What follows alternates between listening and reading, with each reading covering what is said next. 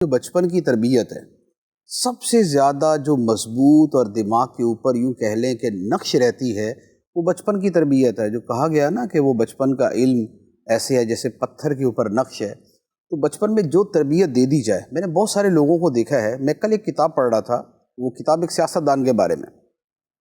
تو اس نے کہا کہ میں یورپ وغیرہ پڑھنے گیا اور میں بالکل یوں کہہ لیں کہ لا دینوں میں، دہریوں میں اور اس طرح کے لوگوں کے اندر میری زندگی گزری،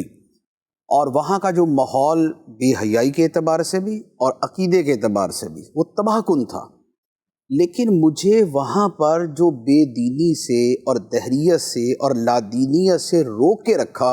وہ میری والدہ کی اس تربیت نے روک کے رکھا جو وہ بچپن کے اندر مجھے دیا کرتی تھی۔ ماشاءاللہ۔ بچپن کے اندر روزانہ سونے سے پہلے وہ مجھے انبیاء علیہم الصلاۃ کے واقعہ سناتی تھی، وہ مجھے اولیاء کرام کے حالات بتاتی تھی، وہ روزانہ کوئی نہ کوئی صورت پڑھ کے میرے اوپر دم کیا کرتی تھی، اور وہ مجھے نماز اور روزے اور اس طرح کی چیزوں کا بتایا کرتی تھی۔ تو اب اس کا کہنا ہے کہ میرے جیسے اور پتہ نہیں کتنے گئے اور وہ دین سے نکل گئے،